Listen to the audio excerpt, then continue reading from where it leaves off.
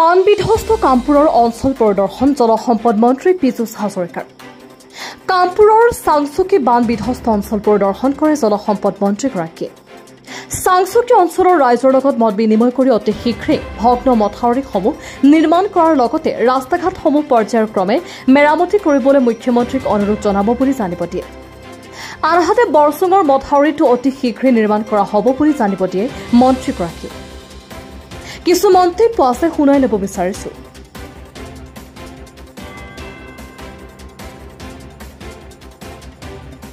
মোৰ পুৰণা সমষ্টিৰ জাগা, মই যেতিয়া ৰহা সমষ্টিৰ বিধায়ক আছিলোঁ, এই চাংচুকী গাৰুখুন্দা ৰাইজে যথেষ্ট মোক সহায় কৰিছিল, আশীৰ্বাদ কৰিছিল। তেখেতলোকৰ ওচৰত মই সদায় চিৰকৃতজ্ঞ। আজি মই বহুদিনৰ পাছত আহিছোঁ, সঁচা কথা। গতিকে আহি মোৰ অত্যন্ত ভালো লাগিছে। মোৰ পুৰণা কৰ্মস্থলীলৈকে মই বহুদিনৰ পাছত আহিলোঁ।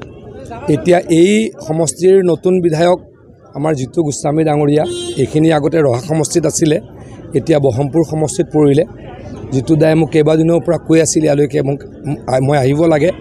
আৰু ডেফিনেটলি এইখিনি ৰাইজৰ প্ৰতি মোৰ অশেষ শ্ৰদ্ধা আছে, কৃতজ্ঞতাবোধ আছে। গতিকে মই আহিবই লাগে। তেখেতলোকৰ যিটো সমস্যা, ইয়াতে নতুনকৈ এটা মথাউৰি ওখ কৰি বনাব লাগিব। মই যেতিয়া MLA আছিলোঁ, এই গোটেই অঞ্চলটোত 5 বছৰত এবাৰ বানপানী হৈছিল, কিন্তু আজিকালি প্ৰত্যেক বছৰে বানপানী হয়। আৰু মইহে জলসম্পদ মন্ত্ৰী। গতিকে এইখিনি ৰাইজক বচাবলৈ মই বদ্ধপৰিকৰ। যি 4.5 কিলোমিটাৰৰ পৰা 5 কিলোমিটাৰ মথাউৰি লাগে, যিমান সোনকালে পাৰোঁ বনাম বুলি মই আমাৰ চাংচুকী আৰু গাৰুখুন্দা ৰাইজক প্ৰতিশ্ৰুতি দি গৈছোঁ।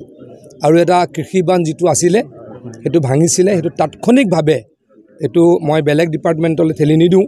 যিহেতু কৃষি বান্ধ সেইটো DRD বনাইছিল, কিন্তু সেইটো অহাকালিৰ পৰা ৱাটাৰ ৰিচোৰ্চ ডিপাৰ্টমেণ্টে ভাল কৰি দিব, মই ৰাইজক প্ৰতিশ্ৰুতি দিছোঁ। ৰাস্তাখিনিও পৰ্যায়ক্ৰমে কৰিব লাগিব। মই মুখ্যমন্ত্ৰী ডাঙৰীয়াক জনাম। আচলতে মই এতিয়া আজিৰ পৰা মই 1.5 মাহ আগত যেতিয়া আমাৰ ইলেকশ্যন চলি আছিলে, তেতিয়া মই গৈছিলোঁ আমাৰ ৰজা গাঁৱলৈকে। ৰজা গাঁৱলৈ যাই থাকোঁতে মই আমাৰ ওচৰৰ বগলাজান অঞ্চলৰ ৰাস্তাটো বেয়া হোৱা দেখি মই মুখ্যমন্ত্ৰী ডাঙৰীয়াক ফোন কৰিছিলোঁ যে ৰাস্তাটো মোৰ দিনতেই বনাইছিলোঁ, আপোনালোকৰ যদি মনত আছে। ৰাস্তাটো বেয়া হৈছে, তেতিয়াও মুখ্যমন্ত্ৰী ডাঙৰীয়াক মই কৈছিলোঁ। আজিও আনকি আজি মই যেতিয়া আহিছিলোঁ, জিতু গোস্বামী ডাঙৰীয়া আছে, তেতিয়া শশী দাস ডাঙৰীয়াও মোৰ লগত আছিলে। আজিও মই PWD কমিশ্যনাৰগৰাকীক ফোন কৰিছিলোঁ যে কামপুৰ ৰহাৰ ৰাস্তাটো বেয়া হৈছে, এইটো তাৎক্ষণিকভাৱে ভাল কৰিব লাগে।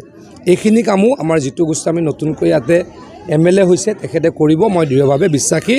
কিবা থাকিলে ময়ো উপৰঞ্চি কৰিম, কাৰণ এই অঞ্চলটো মোৰ আগৰ কৰ্মভূমি আছিল। আৰু জীৱনত যদি প্ৰথম মোক প্ৰতিষ্ঠা দিছিল ৰহা ৰাইজে দিছিল। কামপুৰৰ পৰা গুলজাৰ হুছেইনৰ ৰিপৰ্ট, নিয়মীয়া খবৰ।